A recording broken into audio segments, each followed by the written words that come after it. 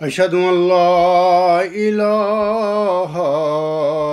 إلا الله وحده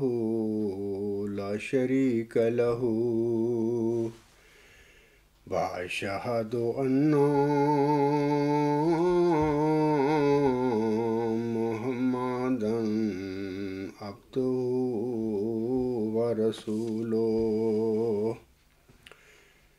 أما بعد فأعوذ بالله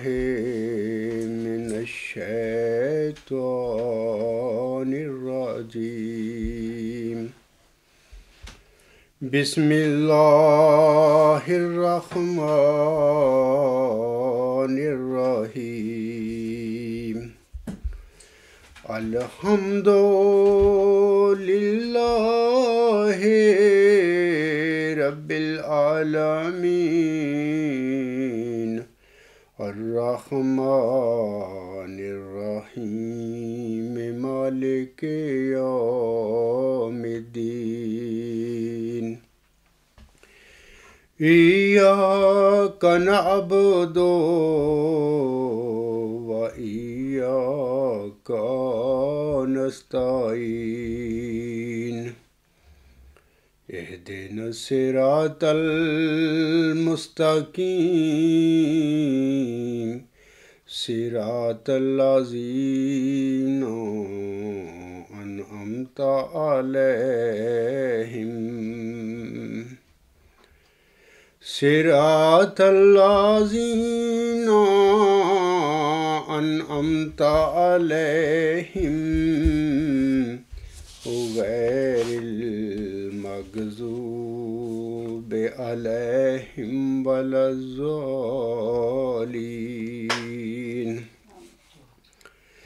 ما كان محمد أبا أحد من رجالكم ولكن رسول الله وخاتم النبيين وكان الله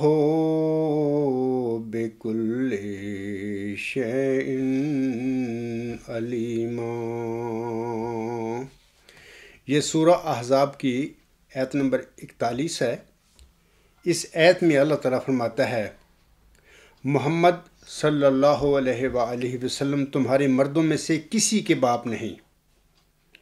لیکن اللہ کے رسول اور خاتم النبیین ہیں، اور اللہ ہر چیز کو جاننے والا ہے۔ سامعین کرام، اس آیت کریمہ میں اللہ تعالیٰ نے ہمارے پیارے آقا حضرت محمد مصطفیٰ صلی اللہ علیہ وآلہ وسلم کو خاتم النبیین قرار دیا ہے۔ یہاں پر سوال پیدا ہوتا ہے کہ حضرت صلی اللہ علیہ وسلم کو خاتم النبیین قرار دینے کا کیا مطلب ہے؟ اللہ نے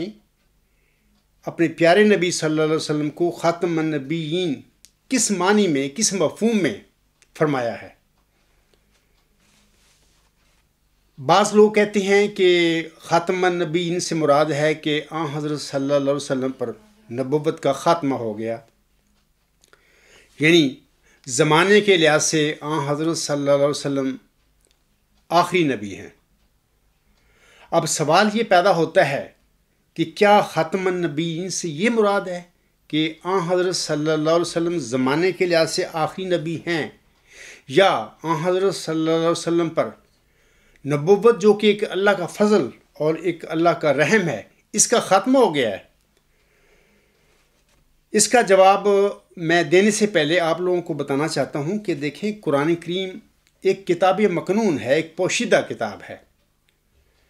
جس میں اللہ تعالیٰ نے بعض جو اصطلاحیں ہیں اللہ نے استعمال فرمائی قرآن کریم میں، بعض اصطلاحوں کا اللہ تعالیٰ نے بعض دوسری جگہ پر ان کے معنی کھول دیے ہیں، بتا دیا ہے مومنوں کو کہ میری اس اصطلاح کا کیا مطلب ہے۔ تو اب آسم کو اللہ تعالیٰ نے یہ جو خاتم النبیین اس آیت میں بیان فرمایا ہے، اس کا حقیقی مفہوم ڈھونڈنے کے لیے، پانے کے لیے ہمیں چاہیے کہ قرآن کریم پر ہی ہم گہری نظر ڈالیں اور قرآن کریم سے ہی آسم کے ختم نبی ہونے کا جو اصل مطلب ہے یا اس کا معنی ہے اس کو ہم ڈھونڈتے ہیں۔ اور یہ بھی یاد رکھیں کہ حضرت مرزا غلام احمد علیہ السلام جو حکم و عدل بن کر مبعوث ہوئے تھے، حضرت صلی اللہ علیہ وسلم نے اپنے پیارے امام مہدی علیہ السلام کو مسیح موعود علیہ السلام کو حکم و عدل قرار دیا ہوا ہے اپنی روایتوں میں۔ تو حضور السلام جو ہیں اپنی کتاب نور الحق روحانی خزائن جلد 8 صفحہ 169 پر فرماتے ہیں، یہ بھی بڑی ایک معنی خیز بات ہے۔ اور خاص کر یہ جو غیر احمدی ہمارے مسلمان بھائی ہیں وہ تو مرزا صاحب وسلم کو مانتے نہیں ہیں، لیکن میں سمجھتا ہوں کہ یہ جو میرے احمدی بھائی ہیں ان کو حضور صاحب کے ان الفاظ پر غور کرنا چاہیے۔ حضور صاحب کیا نصیحت فرماتے ہیں؟ آپ علیہ السلام اس کتاب میں فرماتے ہیں، اس طرح قرآن کریم میں اللہ جل شانہ کی یہی سنت جاری ہے کہ بعض مقامات قرآن اس کے بعض آخر کے لیے بطور تفسیر ہیں، تاکہ خدا تعالیٰ اپنی کتاب کو خیانت کرنے والوں کی تحریف سے بچاوے۔ تو حضور صاحب کے ان الفاظ کا صاف مطلب ہے کہ بعض لوگ قرآن کریم کی الفاظ جو ہیں ان کے معنی کو بدل دیتے ہیں اپنے مقاصد کی خاطر، جیسے کہ یہودیوں کا بھی یہی کام تھا۔ تو اللہ تعالیٰ نے اس قسم کے خیانت کرنے والے لوگوں سے اپنے کلام کی حفاظت کرنے کے لیے اسی قرآن کریم میں اپنی کتاب میں ہی دوسری جگہ پر اپنے بعض جو الہامی اصطلاحات ہیں ان کا معنی کھول دیا ہے، تاکہ جو اللہ تعالیٰ سے علم پا کر لوگ پھر کھڑے ہوتے ہیں وہ دنیا کو اصل جو مطالب ہیں، بعض باریک جو قرآن کریم میں اللہ تعالیٰ نے اصطلاحیں استعمال فرمائی ہیں اس کا مطلب وہ کھول دیتے ہیں۔ اسی واسطے سورۃ الحجر جو ہے اس کی آیت نمبر جو ہے اس میں اللہ تعالیٰ فرماتا ہے انا نحن نزلنا الذکر و انا لہ لحافظون، یعنی یہ ذکر ہم نے ہی نازل فرمایا ہے اور ہم ہی اس کی حفاظت کرنے والے ہیں۔ حفاظت اسی طرح ہوتی ہے کہ اللہ تعالیٰ ہر صدی کے سر پر اللہ تعالیٰ اپنے مومنوں میں سے کسی بندے کو کھڑا کر دیتا ہے، اس کو اپنی جناب سے علم دیتا ہے، پھر وہ جو بندہ ہے اللہ تعالیٰ سے علم پا کر قرآن کریم پر جو لوگوں نے غرد و غبار ڈالا ہوا ہوتا ہے، بعض اصطلاحیں ہوتی ہیں ان کو مس یوز کیا ہوا ہوتا ہے، اللہ تعالیٰ سے وہ بندہ علم پا کر ان کی اصطلاحوں کی حقیقت لوگوں پر کھول دیتا ہے۔ تو یہ جو آیت کریمہ ابھی میں نے شروع میں تلاوت کی ہے سورۃ احزاب کی آیت نمبر 41، اس کی بھی ہم دیکھتے ہیں قرآن کریم سے جائزہ لیتے ہیں کہ اس جو خاتم النبیین کے اصطلاح ہے اس سے کیا مراد ہے، اللہ تعالیٰ نے کس مفہوم اور کن معنی میں اللہ تعالیٰ نے اپنے پیارے نبی حضرت محمد مصطفیٰ احمد مجتبیٰ صلی اللہ علیہ وسلم کو خاتم النبیین قرار دیا ہوا ہے۔ سامعین کرام، پہلے آتے ہیں پہلی جو سورت فاتحہ ہے، فاتحہ کا معنی ہوتا ہے چابی، تو اس کو ہم دیکھتے ہیں کہ اللہ تعالیٰ نے اس سورت فاتحہ میں کیا بیان فرمایا ہے، یعنی اپنے بندوں کو مخاطب کر کے۔ اس کی میں 3 آیات اب پڑھتا ہوں، یعنی آیت نمبر 5، 6 اور 7۔ ان آیات میں اللہ تعالیٰ فرماتا ہے ایاک نعبد و ایاک نستعین اہدنا الصراط المستقیم صراط الذین انعمت علیہم غیر المغضوب علیہم ولا الضالین۔ ان آیات میں اللہ تعالیٰ فرماتا ہے ہم تیری ہی بات کرتے ہیں، یعنی اپنے بندوں سے مخاطب کر کے اللہ فرماتا ہے کہ اپنے بندوں کو ایک دعا سکھاتا ہے، ہم تیری ہی بات کرتے ہیں اور تجھ سے ہی مت مانگتے ہیں، اے میرے بندو، اے نوع انسان، مجھ سے اسی طرح مطلب کہ دعا مانگو۔ یعنی بطور خاص وہ لوگ جنہوں نے پیارے نبی حضرت محمد صلی اللہ علیہ وسلم پر ایمان لایا اور دین اسلام میں وہ داخل ہو گئے، ان کو اللہ تعالیٰ نے یہ بہترین دعا سکھلائی ہے، ہم تیری ہی بات کرتے ہیں اور تجھ سے ہی مت مانگتے ہیں، ہمیں سیدھے راستے کی طرف ہدایت فرما۔ اگلی آیت میں اللہ فرماتا ہے ان لوگوں کے راستے کی طرف ہدایت فرما جن پر تو نے انعام فرمایا، نہ کہ جن پر تیرا غضب نازل ہوا اور جو گمراہ ہوئے۔ اب سوال یہ پیدا ہوتا ہے کہ اللہ تعالیٰ نے اپنے بندوں کو، خاص کر مسلمانوں کو، یعنی جو مسلمان ہیں جنہوں نے آنسوں کو قبول کیا، وہ جو اللہ تعالیٰ کی عظیم کتاب، عظیم و شان کتاب قرآن کریم کے پیروکار ہیں، اس کتاب میں جو اللہ نے اپنے بندوں کو دعا سکھلائی ہے، یعنی کہ سیدھے راستے کی ہدایت کی دعا جو ہے اللہ نے بتا دیا کہ سیدھے راستے کی ہدایت سے مراد یہ ہے کہ ان لوگوں کے راستہ پر چلنے کی دعا جن پر اللہ نے انعام و اکرام فرمایا ہے، اور اس راستے سے بچنے کی دعا کہ جس پر چل کر پہلی امتیں جو ہیں مغضوب علیہ بن گئیں یا ضال بن گئے۔ اچھا، دوسری سوال یہ اب یہاں پر یہ پیدا ہوتا ہے، ہم قرآن کریم سے ہی ڈھونڈتے ہیں کہ یہ جو منعم علیہ گروہ ہے، یعنی یہ وہ لوگ جو اللہ سیدھے راستے پر چل کر اللہ تعالیٰ کے جناب سے انعام و اکرام پانے والے وہ لوگ ہیں، یا ہم کہہ سکتے ہیں کہ وہ منعم علیہ گروہ جو ہے، اس کے متعلق اللہ تعالیٰ نے سورۃ فاتحہ کے بعد قرآن مجید میں کسی جگہ پر ذکر فرمایا ہے کہ وہ کون لوگ ہیں۔ تو اس کی بھی خبر اللہ تعالیٰ نے سورۃ النساء کی آیت نمبر 70 اور 71 میں دی ہے، جیسا کہ اللہ تعالیٰ فرماتا ہے وَمَن يُطِعِ اللَّهَ وَالرَّسُولَ فَأُولَٰئِكَ مَعَ الَّذِينَ أَنْعَمَ اللَّهُ عَلَيْهِم مِّنَ النَّبِيِّينَ وَالصِّدِّيقِينَ وَالشُّهَدَاءِ وَالصَّالِحِينَ وَحَسُنَ أُولَٰئِكَ رَفِيقًا ذَلِكَ الْفَضْلُ مِنَ اللَّهِ وَكَفَىٰ بِاللَّهِ عَلِيمًا۔ سورۃ النساء کی آیت نمبر 70 اور 71 میں اللہ تعالیٰ فرماتا ہے اور جو اللہ اور اس رسول کی اطاعت کرے گا، اس رسول سے مراد ہے کہ حضرت محمد مصطفیٰ صلی اللہ علیہ وسلم کی اطاعت کرے گا، تو یہ لوگ ان کے ساتھ ہوں گے جن پر اللہ نے انعام کیا ہے، یعنی نبیوں میں سے، صدیقوں میں سے، شہیدوں میں سے اور صالحین میں سے،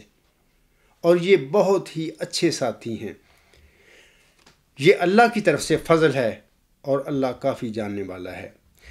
خاک صاحب نے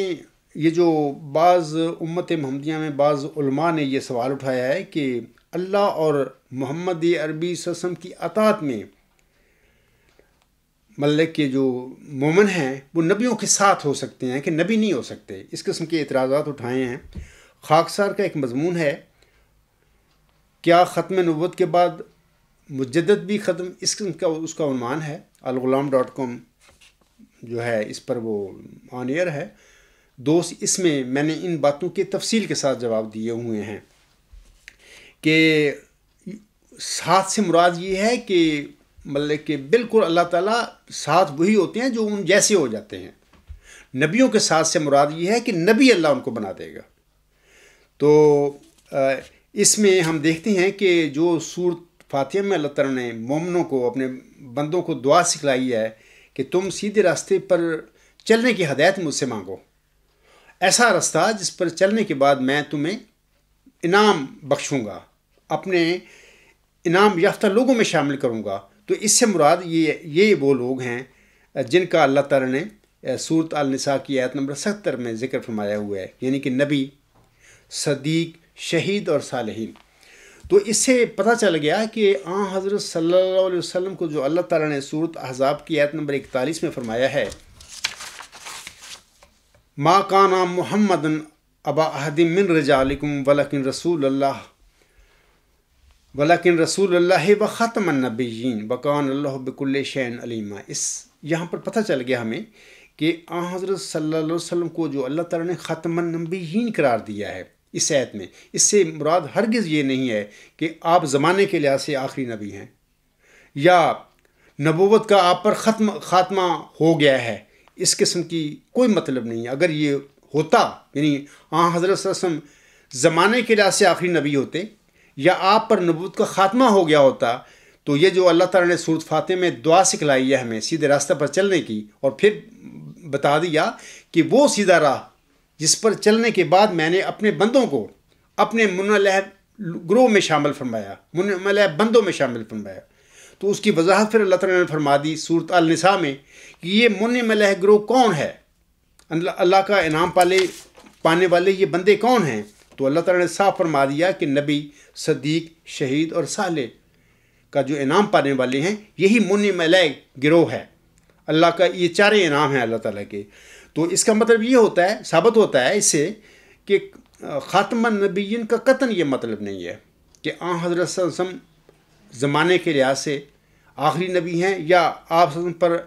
نبوت کا انعام جو ہے اس کا خاتمہ ہو گیا ہے، یا آپ صلی اللہ علیہ وسلم نبیوں کو ختم کرنے والے ہیں۔ ایک آیت میں اور آپ لوگوں کے آگے پڑھ دیتا ہوں، یہ سورۃ اعراف کی آیت نمبر 36 ہے۔ اس میں اللہ تعالیٰ فرماتا ہے یا بنی آدم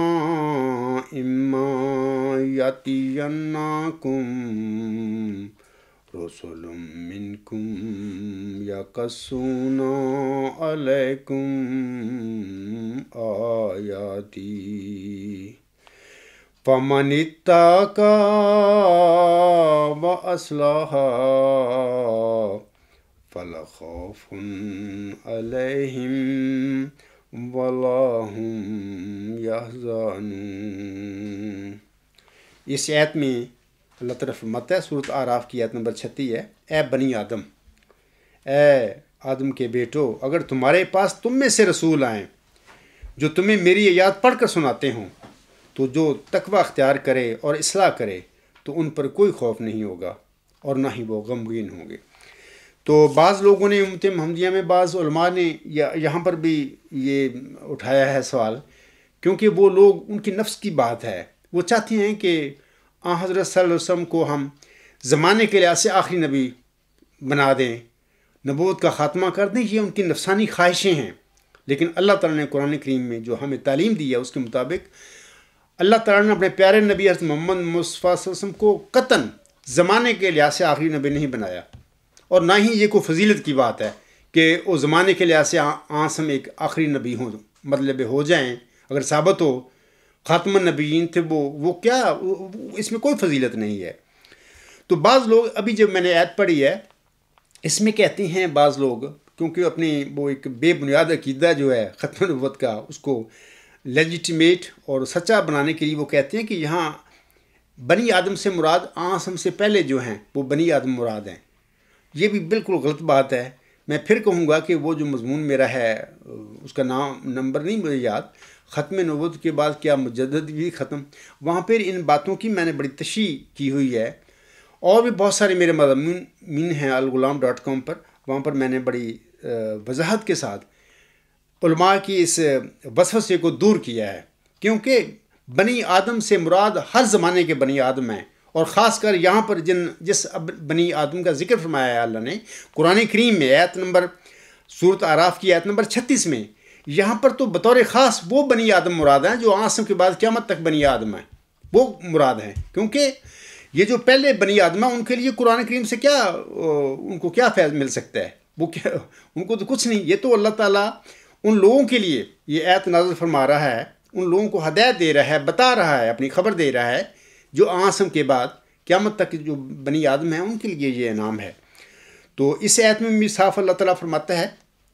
کہ اے بنی آدم، اگر تمہارے پاس تم میں سے رسول آئیں جو تمہیں میری آیات پڑھ کر سناتے ہوں تو جو تقوی اختیار کرے اور اصلاح کرے تو ان پر کوئی خوف نہیں ہوگا اور نہ ہی وہ غمگین ہوں گے۔ ہم دیکھتے ہیں کہ یہ آیت بھی ختم نبوت کا یہ جو بالکل بے بنیاد عقیدہ ہے امت محمدیہ میں، بعض نفسانی مولویوں نے پیدا کیا ہوا اپنی خواہشوں کو، دیکھیں یہ وہ لوگ ہوتے ہیں اس قسم کے جن پر اللہ تعالیٰ کا فضل نہیں ہوتا، تو وہ اس قسم کے کام کرنے شروع کر دیتے ہیں، ابھی نبوت ہی ختم کر دو، ہمیں تو اللہ نے نبی بنایا نہیں ہے۔ دیکھیں نبی بنانا، مجدد بنانا، مجھ سے بنانا یہ اللہ کا فضل ہوتا ہے، ذالک فضل اللہ یؤتی ہے من یشاء واللہ ذو الفضل العظیم، یہ اللہ کا فضل ہے، وہ جس کو دینا چاہے وہ دیتا ہے۔ تو اس کا مطلب یہ نہیں ہے کہ ایک انسان کو اللہ تعالیٰ نے اگر یہ نعمت نہیں دی تو وہ یہ کام کرنے شروع کر دے کہ نبوت ہی ختم، یعنی قرآن کریم سے، کیونکہ قرآن کریم ایک کتاب مکنون ہے، ایک پوشیدہ کتاب ہے، تو یہ بنی آدم کی آزمائش کے لیے نازل کی ہے ہمارے پیارے نبی صلی اللہ علیہ وسلم پر۔ تو اللہ تعالیٰ تو اسی کتاب کے ذریعے بعض لوگوں کو ہدایت یافتہ قرار دیتا ہے، بعض کو گمراہ قرار دیتا ہے۔ تو میرا کہنے کا مطلب یہ ہے کہ اس آیت سے بھی ثابت ہے کہ اگر آسم پر نبوت ختم ہو گئی ہوتی یا آخری نبی ہوتے زمانے کے لحاظ سے، تو اللہ تعالیٰ کیوں یہ خبر دے رہا ہے کہ اے بنی آدم، اگر تمہارے پاس تم میں سے رسول آئیں جو تمہیں میری آیات پڑھ کر سناتی ہوں، تو جو تقوی اختیار کرے اور اصلاح کرے تو ان پر کوئی خوف نہیں ہوگا اور نہ ہی وہ غمگین ہوں گے۔ تو اس آیت میں تمنا اگر خاتم النبیین ان معنی میں اللہ نے استعمال فرمایا ہوتا تو اس آیت کا تو پھر جواز نہیں بنتا۔ یہ کیوں اللہ تعالیٰ نے سورۃ اعراف میں آیت نمبر 36 کے طور پر نازل فرما دی؟ تو اس کا مطلب یہ ہوا کہ یہ بالکل وہ لوگ جو ختم نبوت کا بے بنیاد جھوٹا عقیدہ گڑھ کر امت کو گمراہ کرتے پھر رہے ہیں، یہ بالکل ہی غلط عقیدہ ہے، اس میں کوئی صداقت نہیں ہے۔ تو یہ تو قرآن کریم میں سے میں نے یہ جو آیت ہے خاتم النبیین کی، اس کے بارے میں کچھ باتیں بتائی ہیں۔ اب میں چند اور حوالے پیش کرنا چاہتا ہوں افادہ عام کے لیے۔ وہ یہ ہیں کہ ایک بڑا جید عالم مولانا محمد قاسم صاحب نانوتوی ہو گزرا ہے، وہ بانی دیوبند تھا، جو ایک جامعہ دیوبند ہے ہندوستان میں، اس کا وہ بانی ہے۔ تو میں اس کا چاہتا ہوں انہوں نے اس کا ایک حوالہ، ایک دو تین حوالے پڑھ کر سنا دوں۔ انہوں نے بڑی ایک مشہور کتاب تحذیر الناس لکھی، اس کے صفحہ 3 پر وہ فرماتے ہیں عوام کے خیال میں تو رسول اللہ صلی اللہ علیہ وآلہ وسلم کا خاتم ہونا بائیں معنی ہے کہ آپ صلی اللہ علیہ وسلم کا زمانہ انبیاء سب کے زمانہ کے بعد، اور آپ صلی اللہ علیہ وسلم سب میں آخری نبی ہیں، مگر اہل فہم پر روشن ہوگا کہ تقدم یا تاخر زمانے میں بالذات کچھ فضیلت نہیں۔ پھر مقام مدح میں ولیکن رسول اللہ و خاتم النبیین فرمانا اس صورت میں کیوں کر صحیح ہو سکتا ہے؟ ہاں، اگر اس وصف کو اوصاف مدح میں سے نہ کہیے اور اس مقام کو مقام مدح قرار نہ دیجیے تو البتہ خاتمیت بے اعتبار تاخر زمانی سے ہی ہو سکتی ہے، مگر میں جانتا ہوں کہ اہل اسلام میں سے کسی کو یہ بات گوارا نہ ہوگی۔ بڑی زبردست یہ جو مولانا محمد قاسم صاحب نانوتوی ہیں، بڑی زبردست انہوں نے تشریح فرمائی ہے اس آیت کی۔ لیکن عجیب بات ہے کہ دیوبندی مولوی جو ہیں تو ان کا یہ جو کتاب ہے اس کے متعلق پڑھ کر پھر ان کو کوستے رہتے ہیں، مطلب کہ بڑی غلط باتیں۔ یہ جید عالم تھا اور تھوڑی عمر میں ہی فوت ہو گئے تھے، انہوں نے ہی مطلب کہ بنیاد رکھی تھی جو جامعہ دیوبند ہے ہندوستان میں۔ تو میں سمجھتا ہوں کہ اللہ نے ان کو اس آیت کی حقیقت کا عرفان دیا، تو اس اللہ تعالیٰ کے دیے ہوئے علم کی روشنی میں مولانا محمد قاسم صاحب نانوتوی نے یہ رسالہ لکھا تحذیر الناس۔ تو اس کے بعد میں آپ لوگوں کو بتانا چاہتا ہوں کہ احادیث میں بھی آتا ہے کہ خاتم النبیین کا ہرگز یہ مطلب نہیں ہے کہ نبوت آنسم پر ختم ہو گئی یا آنسم زمانے کے لحاظ سے آخری نبی ہیں اور اب آنسم کے بعد کوئی نبی نہیں ہے دنیا میں مبعوث ہوگا۔ یہ باتیں بالکل بے بنیاد ہیں، ثابت نہیں ہوتی۔ قرآن کریم سے تو میں نے کچھ باتیں بتا دی آپ لوگوں کو۔ اب میں ایک حدیث چاہتا ہوں آپ لوگوں کے آگے پیش کر دوں۔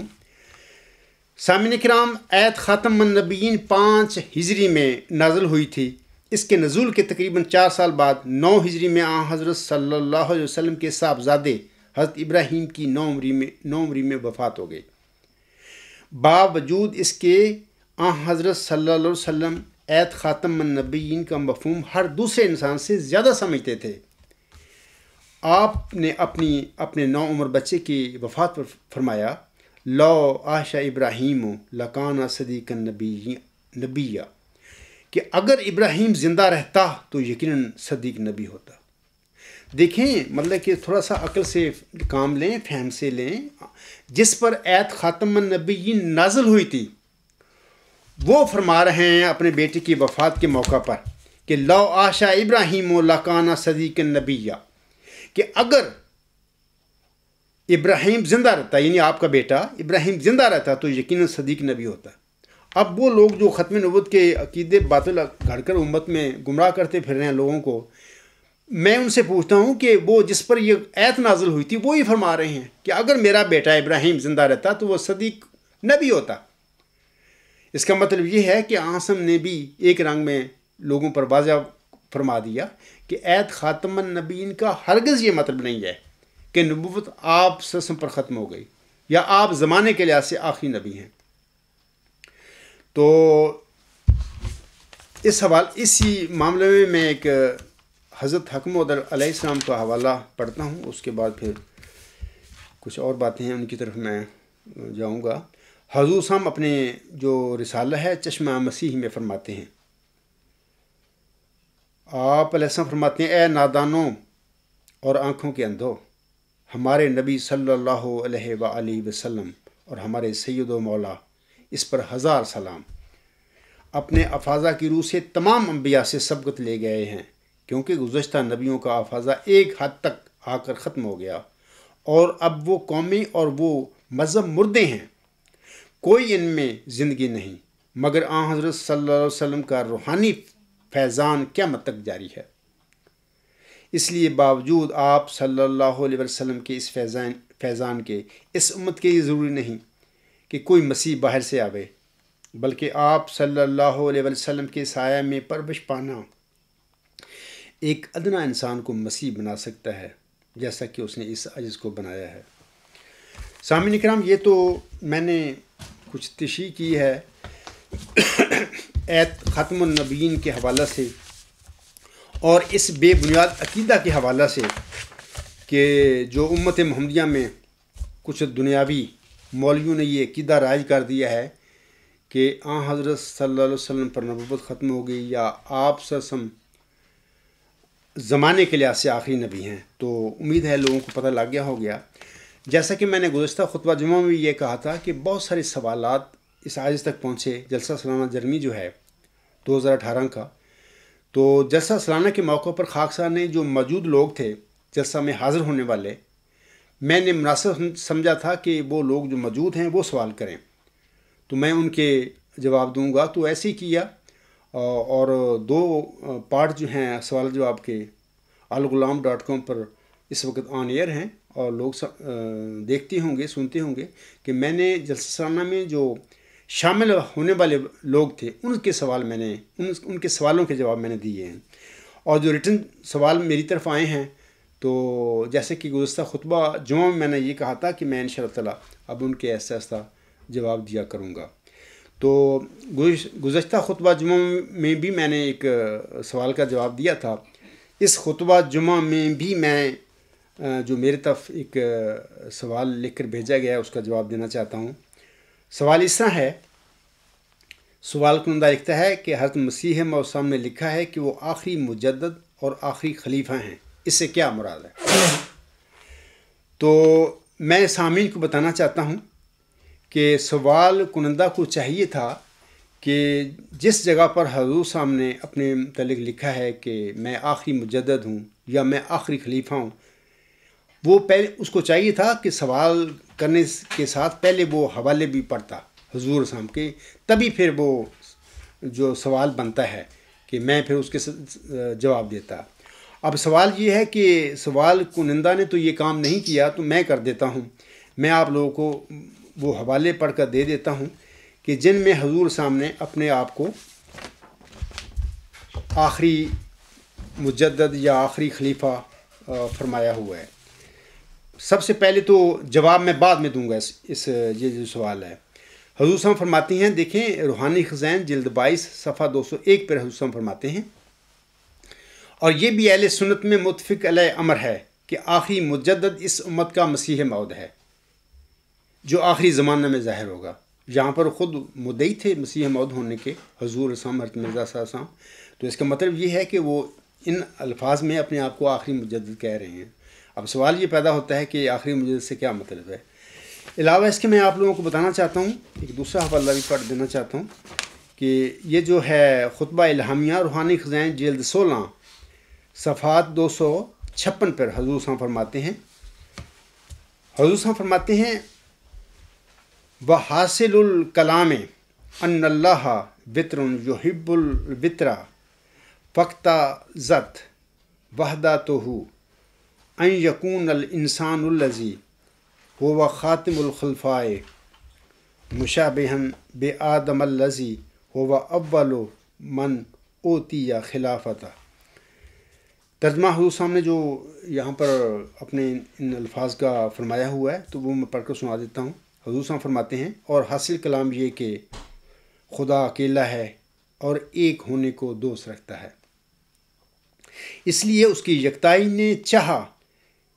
کہ وہ انسان جو خلیفوں کا خاتم ہو، یا ہم کہہ سکتے ہیں یعنی آخری خلیفہ ہو. خاتم الخلفاء سے یہی مراد ہے کہ آخری خلیفہ ہو، اس آدم سے مشابہ ہو جو سب خلیفوں کا پہلا تھا اور مخلوقات میں اول شخص تھا. تو یہ جو الفاظ ہیں یہ خطبہ الہامیہ ہی ہے. تو حضور صاحب نے یہاں پر فرما دیا اپنے متعلق کہ حضور صاحب خاتم الخلفاء ہیں. تو اب سوال یہ یا ہم کہہ سکتے ہیں کہ آخری خلیفہ ہیں. تو سوال بھی یہی ہے کہ حضور صاحب کے آخری مجدد اور آخری خلیفہ ہونے سے کیا مراد ہے. میں ایک اور آپ لوگوں کو حوالہ پڑھ دیتا ہوں. وہاں پر جو الفاظ ہیں حضور صاحب کو، ان میں سے یہی معنی پیدا ہوتے ہیں کہ آخری آپ مجدد ہیں یا آخری خلیفہ ہیں. وہ الفاظ جو ہیں حضور صاحب کے لیکچر سیالکوٹ میں ہیں. روحانی خزائن جلد 20 صفحہ 208 پر حضور صاحب فرماتے ہیں، اور 7واں ہزار ہدایت کا ہے جس میں ہم موجود ہیں. چونکہ یہ آخری ہزار ہے اس لیے ضروری تھا کہ امام آخر الزماں اس کے سر پر پیدا ہو، اور اس کے بعد کوئی امام نہیں اور نہ کوئی مسیح مگر وہ جو اس کے لیے بطور ذل کے ہو. کیونکہ اس ہزار میں اب دنیا کی عمر کا خاتمہ ہے جس پر تمام نبیوں نے شہادت دی ہے، اور یہ امام جو خدا تعالیٰ کی طرف سے مسیح موعود کہلاتا ہے وہ مجدد صدی بھی ہے اور مجدد الف آخر بھی ہے.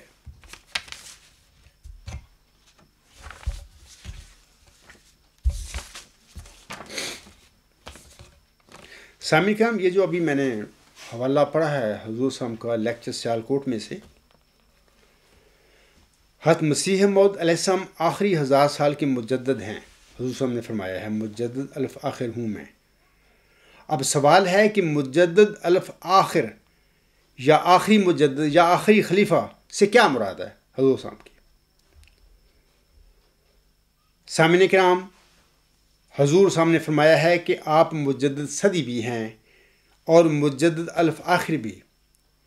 آپ مجدد صدی تھے، اس بات کی تو آسانی کے ساتھ سمجھ آ جاتی ہے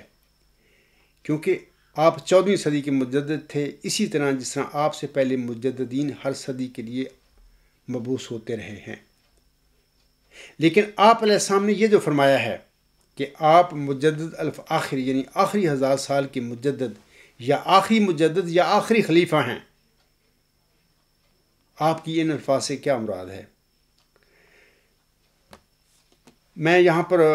بتا دینا چاہتا ہوں کہ میرا ایک مضمون ہے، مضمون نمبر 62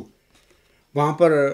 مجدد الف آخر ہونے سے کیا مراد ہے، اس کا عنوان ہی یہ ہے. میں نے بڑی تفصیل کے ساتھ اس موضوع پر روشنی ڈالی ہے. یہاں پر میں بڑا اختصار کے ساتھ بتا دینا چاہتا ہوں کہ دیکھیں کہ آن حضرت صلی اللہ علیہ وسلم کے بعد تجدید کے دائرہ میں، یاد رکھیں کہ آن حضرت صلی اللہ علیہ وسلم کے بعد تجدید کے دائرہ میں مجدد الف آخر یا آخری مجدد یا آخری خلیفہ سے وہی مراد ہے جو نبوت کے دائرہ میں خاتم النبیین سے مراد ہے. خاتم النبیین سے کیا مراد ہے ابھی میں نے شروع میں بڑی تفصیل کے ساتھ قرآن کریم کی روشنی میں اس پر روشنی ڈالی ہے کہ خاتم النبیین سے یعنی آسم کے خاتم النبیین ہونے سے کیا مراد ہے. سامعین کرام، میرے اس فکرہ میں مجدد الف آخر کی حقیقت تو بیان ہو جاتی ہے،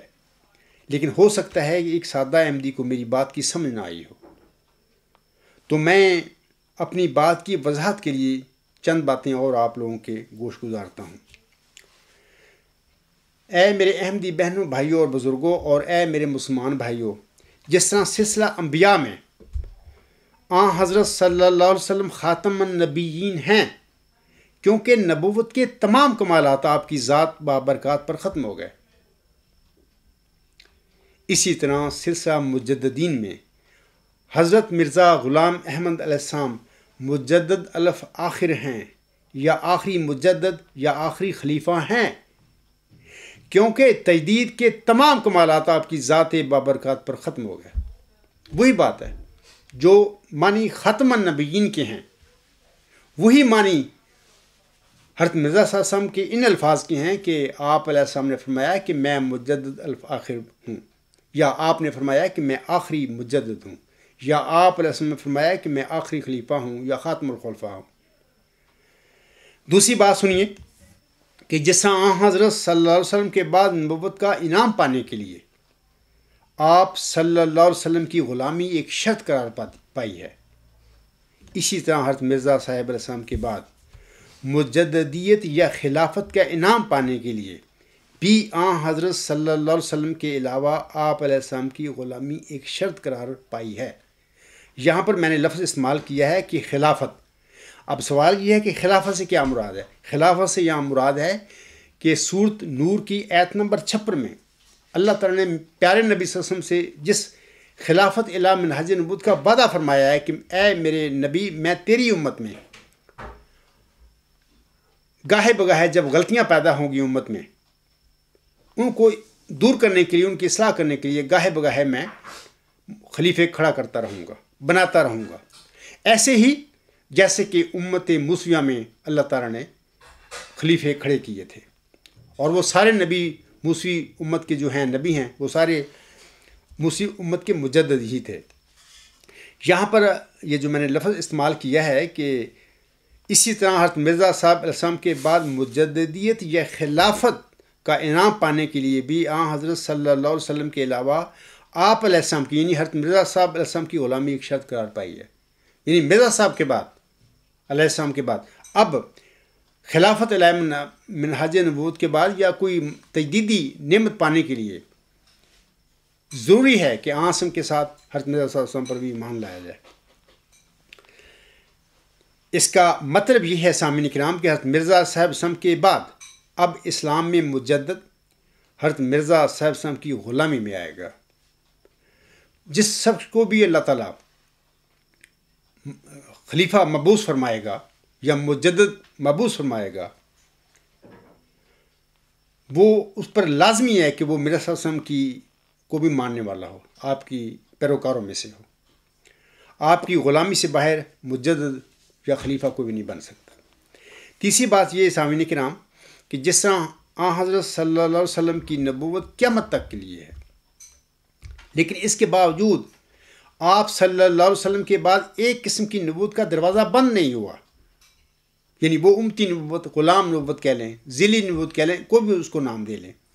بالکل اسی طرح حضرت مرزا صاحب علیہ السلام بھی مجدد الآخر ہیں یا آخری مجدد ہیں یا آخری خلیفہ یا خاتم الخلفاء ہیں، اور آپ کی خلافت یا آپ کی مجددیت بھی قیامت تک کے لیے ہے، لیکن اس کے باوجود آپ علیہ السلام کے بعد تجدید کا سلسلہ بند نہیں ہوا۔ جیسا کہ آسم کے بعد نبوت کے بارے میں نبوت کے انعام کا خاتمہ نہیں ہوا، بلکہ خاتم النبیین سے مراد ہے کہ اللہ تعالیٰ نے اپنے پیارے نبی صلی اللہ علیہ وسلم کو اس مقام تک پہنچا دیا جہاں پر نبوت کے تمام کمالات ختم ہو گئے۔ ایسے ہی حضرت مرزا صلی اللہ علیہ وسلم کے حوالہ سے یاد رکھیں کہ اللہ تعالیٰ نے مرزا غلام صاحب کو مجدد الآخر یا آخری مجدد یا خاتم الخلفاء بنایا ہے، کیونکہ تجدید کے تمام کمالات، یعنی دائرہ تجدید کی میں بات کر رہا ہوں، جس کا سلسلہ آسم کے بعد امت محمدیہ میں شروع ہے، دائرہ تجدید میں تجدید کے تمام کمالات حضرت مرزا غلام صاحب پر ختم ہو گئے۔ اب آپ کے بعد کسی یہ انعام پانے کے لیے تجدید کا یا خلیفہ بننے کا اللہ تعالیٰ کی طرف سے انعام پانے کے لیے ضروری ہے کہ آسم کے ساتھ حضرت مرزا صلی اللہ علیہ وسلم کی غلامی اختیار کی جائے، یعنی آپ کی غلامی سے باہر کوئی خلیفہ نہیں ہو سکتا، کوئی مجدد نہیں بن سکتا۔ تو یہ میں نے بڑی اختصار کے ساتھ یہ جو سوال ہے میری طرف پہنچا تھا کہ حضرت مسیح موعود صاحب نے لکھا ہے کہ وہ آخری مجدد اور آخری خلیفہ ہیں، اس سے کیا مراد ہے؟ میں نے بڑی اختصار کے ساتھ اس سوال کا جواب دیا ہے، لیکن میں چاہوں گا کہ یہ جو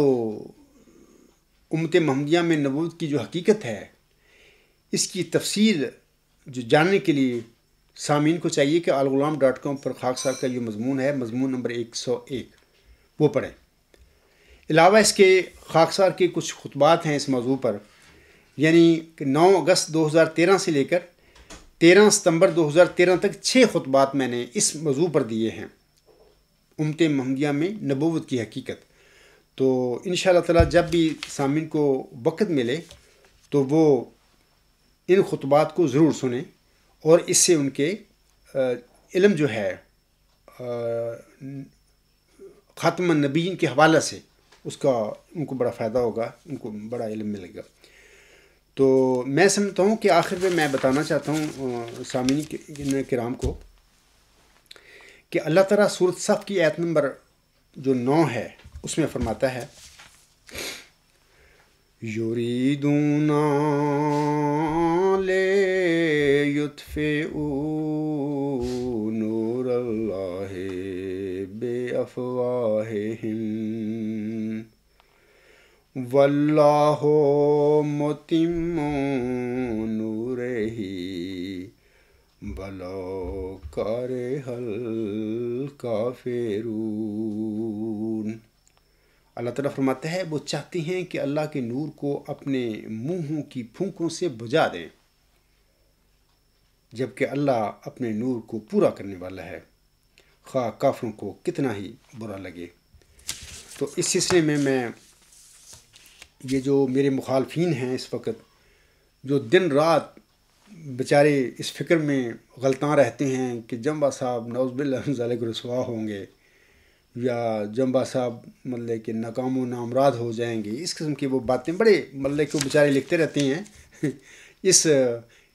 فکر میں رہتے ہیں کہ یہ واقعہ کب ہوگا۔ میں آپ لوگوں کو بتانا چاہتا ہوں کہ جیسے کہ اللہ تعالیٰ نے فرمایا ہے اس آیت کریمہ میں کہ وہ چاہتے ہیں کہ اللہ کے نور کو اپنے منہوں کی پھونکوں سے بجھا دے، جبکہ اللہ اپنے نور کو پورا کرنے والا ہے، خواہ کافروں کو کتنا ہی برا لگے۔ دیکھیں، یاد رکھیں کہ اللہ تعالیٰ کی طرف سے جس وجود کا محمدی مریم کو چلہ ہوشیارپور میں وعدہ دیا گیا تھا بطور نشان رحمت، بطور ذکی غلام کے، اسے ہی محمدی مریم نے مسلم موت قرار دیا ہے۔ اور اکثر میں اپنے خطبات میں بھی، اپنے مضامین میں بھی ثابت کر کے دکھا چکا ہوں لوگوں کو، خاص کر احمدیوں کو، کہ جناب یہ ذکی غلام، یہ نشان رحمت تو بطور جسمانی لڑکا حضرت مرزا صاحب السلام کے گھر میں اللہ نے بطور جسمانی لڑکا دیا ہی نہیں تھا۔ جب بطور جسمانی لڑکا دیا ہی نہیں تھا تو وہ حضور صاحب کا کوئی جسمانی لڑکا کیسے ہو سکتا ہے؟ لہٰذا آپ یاد رکھیں کہ بشیر الدین محمود احمد کا دعویٰ مسلم موت قطعی طور پر ایک جھوٹا اور ایک سیاسی دعویٰ تھا۔ انہوں نے بہت مطلب کہ جماعت احمدیہ جو مرزا صاحب السلام کی جماعت ہے، اس میں بہت بڑا انہوں نے شر ڈال دیا یہ جھوٹا دعویٰ کر کے۔ اور یہ بھی یاد رکھیں کہ انہوں نے یہ دعویٰ دیدہ و دنستہ کیا ہوا ہے۔ ایک تو ہوتی ہے کہ دعویٰ کر دینا لا علمی میں، تو لا علمی میں جو غلطیاں ہوتی ہیں تو اللہ تعالیٰ پردہ پوشی فرماتا ہے، معاف کر دیتا ہے، لیکن جو غلطیاں جان بوجھ کر کی گئے ہیں، جھوٹے دعوے جان بوجھ کر کیے ہیں، اللہ تعالیٰ ان کو معاف نہیں کرتا۔ اللہ تعالیٰ اس دنیا میں بھی اور آخرت میں بھی اس قسم کے گناہوں کی سزا دیتا ہے۔ تو وہ جو لوگ ہیں جو میرے متعلق ہر ٹائم سوچتے رہتے ہیں کہ جمبا صاحب نعوذ باللہ من ذالک ناکام و نامراد ہوں گے یا رسوا ہوں گے، میں ان کو اسی صورت جو آیت پڑھی ہے، ابھی میں نے سورۃ صف کی آیت نمبر 9 پڑھی ہے، میں جواب دیتا ہوں۔ دیکھیں کہ اللہ تعالیٰ نے اس حادث کو کھڑا کیا ہے، وہ نشان رحمت، وہ ماؤ ذکی غلام جس کی محمدی مریم کو اللہ تعالیٰ نے چلہ ہوشیارپور میں خبر دی تھی، اللہ تعالیٰ نے یہ فضل اپنی رحمت اس عاجز کے مقدم میں کی، اور اس عاجز کو بطور نشان رحمت اور بطور ذکی غلام چنا ہے، یا بطور مسلم موت چنا ہے۔ آپ لوگوں کو چاہیے کہ اگر آپ مجھے نعوذ باللہ من ذالک جھوٹا ثابت کرنا چاہتے ہیں تو دلیل کے ساتھ آئیں میدان میں۔ میں 15 سال ہو گئے ہیں الاعلان میدان میں کھڑا ہوں اپنے دعوے کے ساتھ، قادیانی یا قبرستانی خلیفوں اور مولویوں پر موت پڑ چکی ہے، وہ بھاگ چکے ہیں۔ اب سوال یہ ہے کہ اگر باقی بشیر الدین محمود احمد مسلم موت تھا تو ان کو مسئلہ کیا ہے کہ وہ سامنے آ کر ثابت کیوں نہیں کرتے؟ ثابت کرنا تو درکنار خلیفہ ثانی صاحب کا مسلم موت ہونا۔ میں آپ لوگوں کو بتانا چاہتا ہوں کہ جماعتی قبرستانی خلیفے یا مولوی یہ ثابت نہیں کر سکتے کہ وہ نشان رحمت، وہ ذکی غلام مرزا صاحب کے گھر میں بطور جسمانی لڑکا اللہ نے دیا تھا، یہ بھی نہیں ثابت کر سکتے۔ خلیفہ ثانی کا مسلم موعود کا دعویٰ سچا ثابت کرنا تو کوئی بات کی بات ہے. تو اس لیے میں آپ لوگوں کو کہتا ہوں کہ میرے متعلق یہ تمنا آپ رکھ سکتی ہیں، اپنے دلوں میں خواہشیں رکھیں، انہی خواہشوں کے ساتھ سویا کریں، دن میں بھی انہی خواہشوں میں مگن رہا کریں کہ جمبا صاحب کو نعوذ باللہ من ذالک اللہ تعالیٰ رسوا کرے گا یا جمبا صاحب ناکام و نامراد ہوں گے. میں آپ کو بتاتا ہوں ہرگز ایسی بات نہیں ہے. انشاءاللہ تعالیٰ میں دلائل کے ذریعے جماعتی انبیاء قادیان اور یا قبرستان کے خلیفوں پر مولویوں پر غالب آ چکا ہوں. اور اللہ تعالیٰ نے جو مرزا صلی اللہ علیہ وسلم پر یہ پیشگوئی نازل فرمائی تھی کہ میرے فرقہ کے لوگ علم اور معرفت میں اس قدر کمال حاصل کریں گے کہ وہ اپنی سچائی کے نور، دلائل اور نشانوں کی روح سے سب کا منہ بند کر دیں گے. الحمدللہ ثم الحمدللہ. آپ دیکھ نہیں رہے کہ اس وقت میدان میں کون کھڑا ہے، اور آپ کا وہ جو خلیفہ ہے جلالی، جس کو آپ سمجھتے ہیں، بعض لوگ تو ان کے وفات کے بعد اس کو مجدد بھی بنا کر بیٹھ گئے ہیں، تو وہ تو ساری زندگی مجددیت کی جڑیں کاٹتا رہا خلیفہ رابع صاحب. اس کا یہ شعر ہے، یہ دعا ہی کا تھا موزہ کے عصا، ساحروں کے مقابل بنائی دہا، آج بھی دیکھنا مرد حق کی دعا، سحر کی ناگنوں کو نگل جائے گی. اے میرے احمدی بھائیوں، بہنوں، بزرگوں،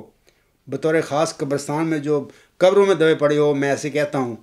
کہ دیکھیں اس وقت میدان میں جم کر کون کھڑا ہوا ہے، کون وہ وجود ہے جس نے سحر کی ناگنوں کو نگل لیا ہے. تمہارے کہاں ہیں خلیفے اور تمہارے کہاں ہیں مولوی؟ یہ آپ لوگوں کا جو خلیفہ ہے وہ میرا بھی خلیفہ ہی تھا، میں بھی ان کو مانتا تھا آقا اپنا، لیکن اللہ تعالیٰ نے لاشعور یہ سب باتیں ان کے منہ سے نکلوائیں اور اس عاجز کے وجود میں حرف بحرف پوری کیں. اور یہ باتیں وہ ہیں جو میں ان کی زندگی میں ان کے آگے بتا چکا تھا کہ جناب یہ آپ کا شعر ہے، اللہ نے مجھے بتایا کہ اس میں تو یہ باتیں بیان کی گئی ہیں. تو آپ لوگوں کو چاہیے کہ اس عاجز کی مخالفت کرنے کی بجائے تقویٰ کے ساتھ میرے جو دعویٰ ہے اس پر غور کریں. تقویٰ کے ساتھ ہی انسان اللہ تعالیٰ کی مرادیں، اللہ تعالیٰ کی انعام پاتا ہے. تقویٰ ہی میں ہی سب کچھ ہے. جب انسان تقویٰ سے آگے پیچھے ہو جاتا ہے، دنیا دار بن جاتا ہے، تو پھر سوائے ذلت اور رسوا ہونے کے اور اس کو کچھ نہیں ملتا. تو اللہ تعالیٰ آپ سب پر رحم کرے. تو میں یہاں پر ایک دو شعر پڑھ کر اپنے خطبے کو ختم کرتا ہوں. کسی نے کیا خوب کہا ہے، نور خدا ہے کفر کی حرکت پہ خندہ زن. یہ جو لوگ میرے متعلق اس قسم کی باتیں اپنے لے کے بیٹھے ہوئے ہیں دلوں میں کہ جی جمبا صاحب آج ناکام ہو جائیں گے، کل ہو جائیں گے، یا یہ مطلب کہ رسوا ہوں گے، نعوذ باللہ من ذالک، میں ان کے لیے پڑھتا ہوں، نور خدا ہے کفر کی حرکت پہ خندہ زن، پھونکوں سے یہ چراغ بجھایا نہ جائے گا. اسی طرح اس حوالے سے ایک اور شاعر کہتا ہے، فانوس بن کے جس کی حفاظت ہوا کرے، فانوس بن کے جس کی حفاظت ہوا کرے، وہ شمع کیا بجھے جسے روشن خدا کرے. تو اسی پہ میں خطبہ ختم کرتا ہوں. وما علینا الا البلاغ وآخر دعوانا ان الحمد للہ رب العالمین. اولم وآخرم وظاہرم وباطنن هو مولانا نعم المولا ونعم النصیر ونعم الوکیل.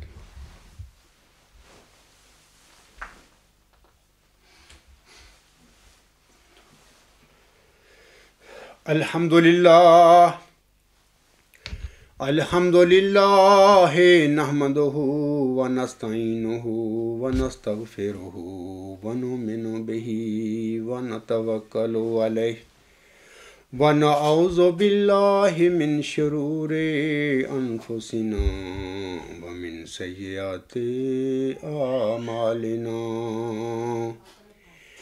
من یہدہ اللہ فلا مضل لہ ومن یضللہ فلا ہادی لہ. ونشہد ان لا الہ الا اللہ ونشہد ان محمدا عبدہ ورسولہ. عباد اللہ رحمکم اللہ، ان اللہ یأمر بالعدل والإحسان وإیتاء ذی القربى وینہی عن الفحشاء والمنکر والبغی يعظكم لعلكم تذكرون اذكروا الله يذكركم وادعوه يستجب لكم ولذكر الله أكبر